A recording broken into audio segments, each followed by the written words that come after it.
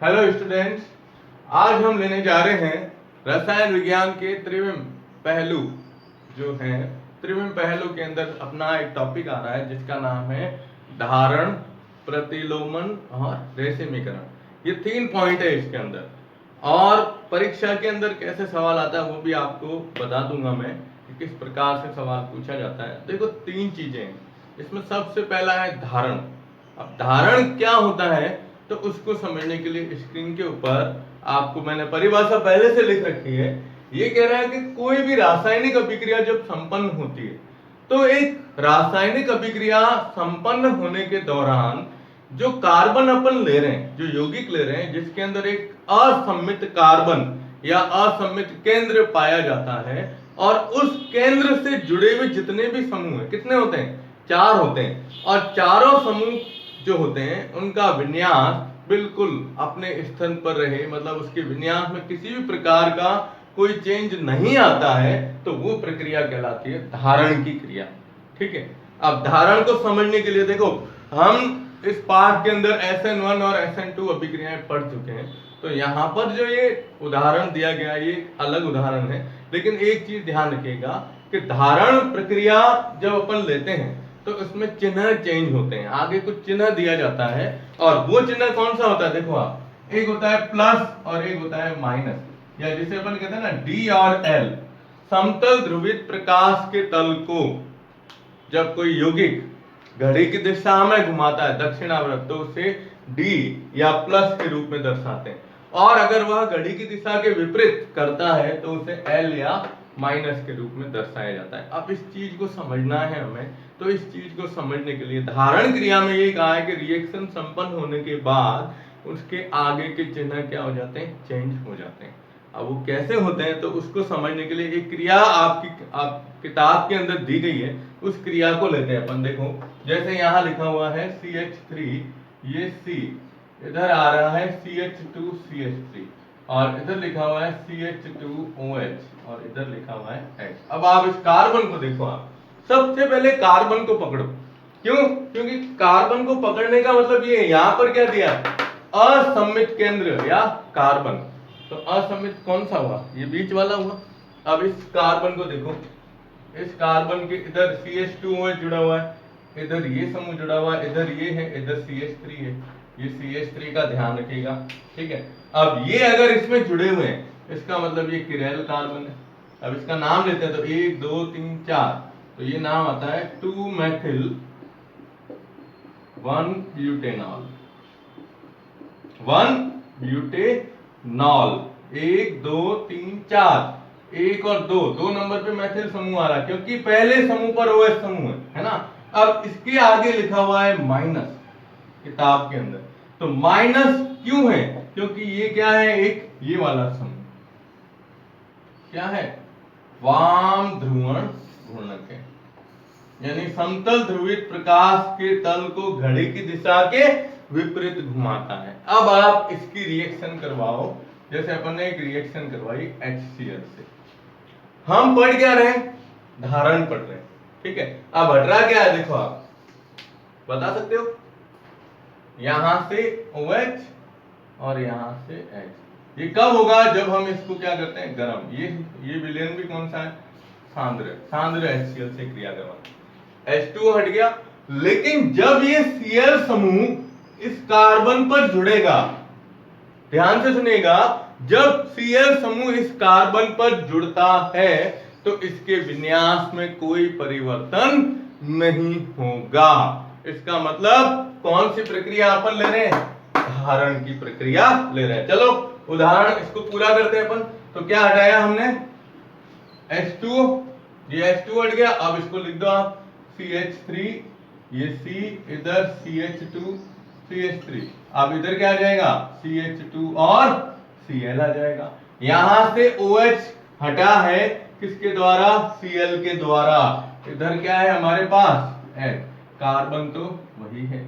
क्या इसका विन्यास चेंज हुआ? देख रहे हो आप, ये जैसे है वैसे की वैसी स्थिति में, लेकिन यहां माइनस है तो अब इधर क्या आ जाएगा? प्लस के रूप में। अब ये कौन सा बन जाएगा?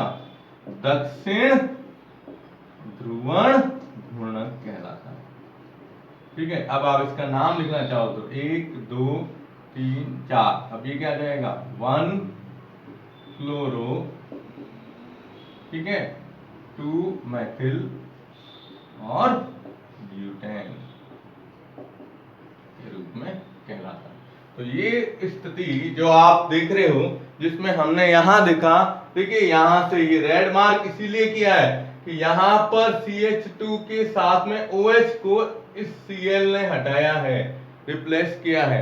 लेकिन ये कार्बन जो है ना, किरेल कार्बन, इसने अपना विन्यास चेंज नहीं किया है। ऊपर लिखा हुआ है देखो, असममित केंद्र या कार्बन के आबंधों के त्रिविम विन्यास की अखंडता को बनाए रखना ही क्या कहलाता है, धारण कहलाता है। तो ये कार्बन किरेल है ये। तो यहां आप देख रहे हो कोई इसमें चेंज नहीं आया है, इसलिए इसको क्या कहते हैं अपन, धारण के नाम से जानेंगे। समझ में आया? तो आप इसको नोट कर दो, ठीक है, स्क्रीनशॉट ले लो और इस रिएक्शन को भी साथ में ध्यान में रखना है। ये ध्यान रखना है माइनस और प्लस को। आप अगर माइनस प्लस नहीं लगाते हो तो डी और एल रूप भी बता सकते हो।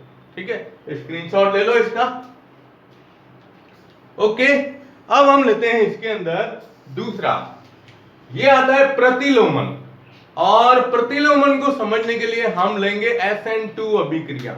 याद है आपको SN2 रिएक्शन? देखिए अपन लेते हैं इसको। अब प्रतिलोमन क्या चेंज आता है वो देखो आप, परिभाषा कैसे रहेगी। यहां से ये धारण हटा दिया, इस चीज को हटा दो,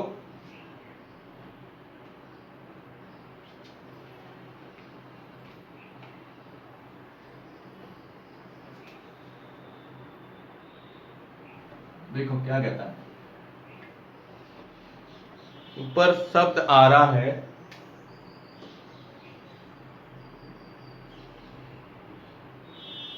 प्रतिलोमन।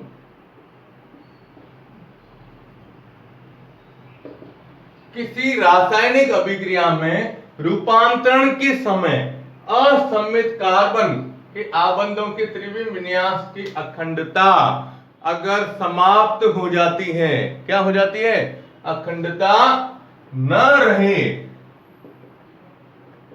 या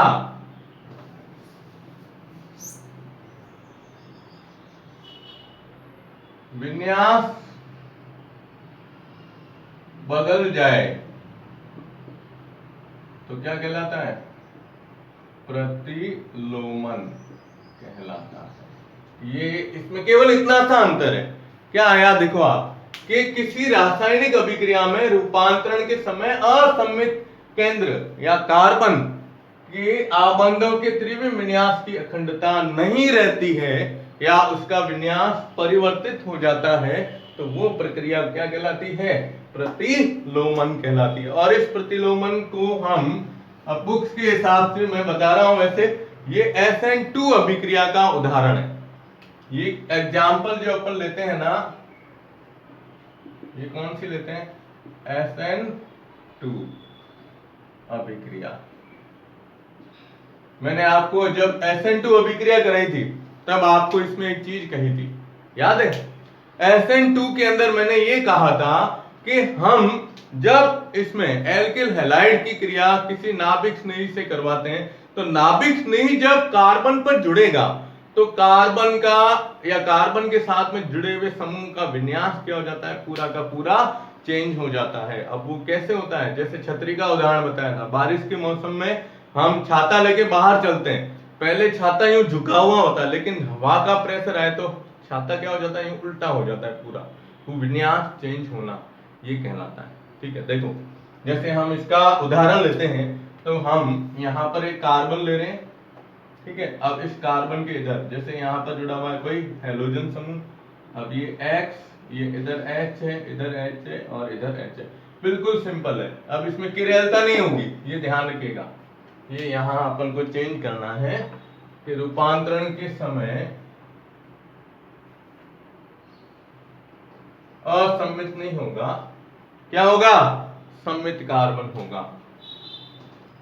समय सीधा ही बताओ, कार्बन के ये आबंधों के विन्यास की अखंडता नहीं रहती है। अब ये कार्बन लिया, आप देखो आप इसमें 3 हाइड्रोजन है। अब हम क्या लेते हैं, इसकी क्रिया किससे करवाते हैं, किसी नाभिक स्नेही से करवाते हैं। किससे कराई, जैसे OH समूह से करवाई।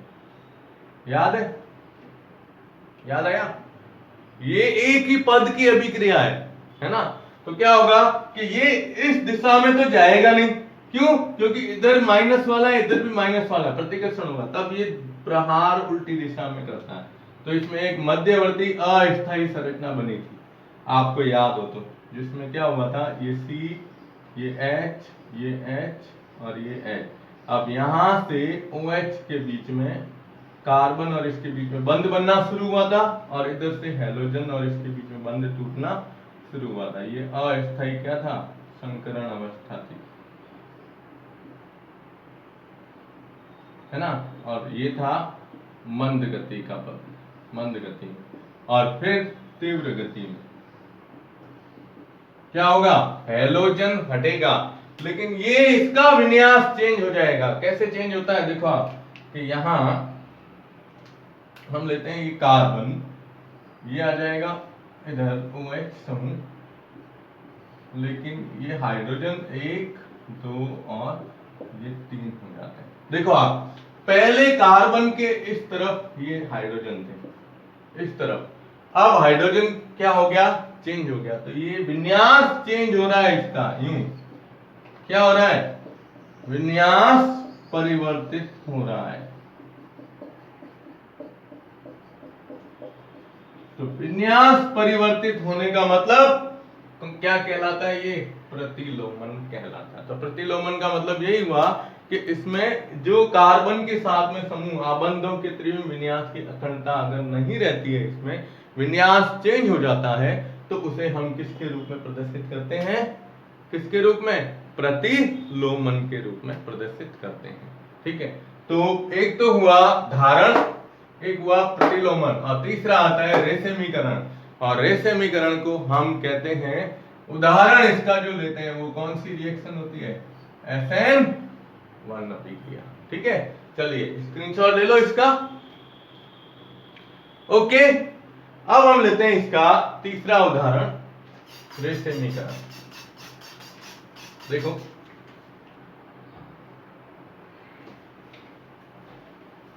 तो रेशमीकरण क्या होगा, जिसमें 50-50% धारण और किसकी क्षमता हो, प्रतिलोमन की हो, तो उसको रेशमीकरण के द्वारा दर्शाया जाता है। देखो क्या होता है इसमें,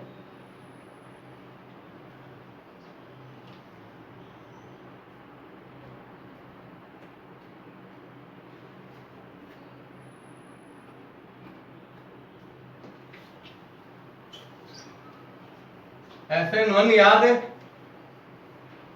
SN1 रिएक्शन क्या आता है, रेशमीकरण, यानी क्या होगा, ऐसा मिश्रण जिसमें 50% धारण और 50% किसकी, प्रतिलोमन, दोनों के गुण हो। या ये कह सकते हैं कि 50% D और 50% क्या हो, L रूप हो। इसका मतलब क्या होगा कि समतल ध्रुवित प्रकाश के तल को वह अगर जितने डिग्री के कोण पर घड़ी की दिशा में घुमाएगा, उसके विपरीत वापस वही चक्रण होगा, किसमें, घड़ी की दिशा के विपरीत। इसलिए वो वहां पर क्या होते हैं, वो होते हैं ध्रुवण अघूर्णक के रूप में दर्शाए जा सकते। देखो इसका उदाहरण था SN1 अभिक्रिया। कौन सी, SN1 अभिक्रिया क्या होती है, देखो आप, जैसे हमने ये लिया CH3 CH3, ये Cl, ये CH3। ठीक है, अब आप इसकी क्रिया किससे करवा, पहले क्या होगा, फर्स्ट स्टेप के अंदर ये मंद गति का पद होता है, याद आया, तो इसमें क्या होगा, ये CH3C, ये CH3CH3, ये एक कार्ब धनायन बनता है और ये Cl इसमें से क्या हो गया, हट गया।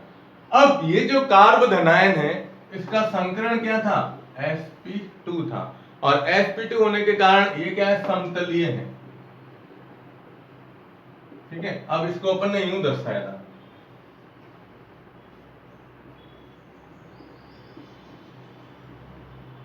ठीक है ये। अब यहां हम ये लेते हैं कि अगर जुड़ने वाला नाभिक स्नेही, जुड़ने वाला नाभिक स्नेही इस हैलोजन के विपरीत दिशा में जुड़े, ये हैलोजन के कौन सी दिशा में, विपरीत दिशा में। अब इसको विपरीत दिशा में जोड़ो, विपरीत दिशा में जोड़ने का मतलब क्या होगा, ये CH3C, ये CH3, ये CH3 और इधर क्या आ गया अपने ये OH। अब ये हैलोजन के क्या आ गया, अपोजिट आ गया। ठीक है, और ये भी तो संभावना बन सकती है कि आने वाला नाभिक स्नेही हैलोजन की दिशा में जुड़े। अब ये हैलोजन की दिशा में जुड़ रहा है,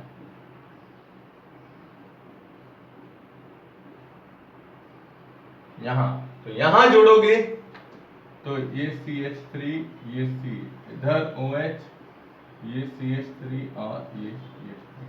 तो देखो, या हैलोजन की दिशा के विपरीत जुड़े तो ये एल रूप कहलाएगा। इसको किसके रूप में दर्शाएंगे, माइनस के रूप में, यानी 50% संभावना इसकी बन रही है।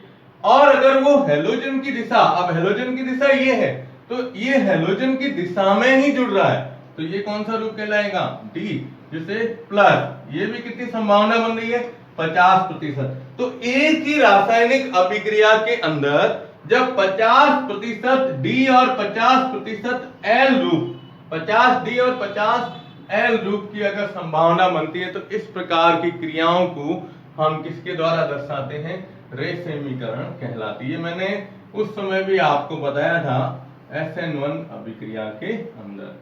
ठीक है, तो ये रे समीकरण की क्रिया कहलाएगी।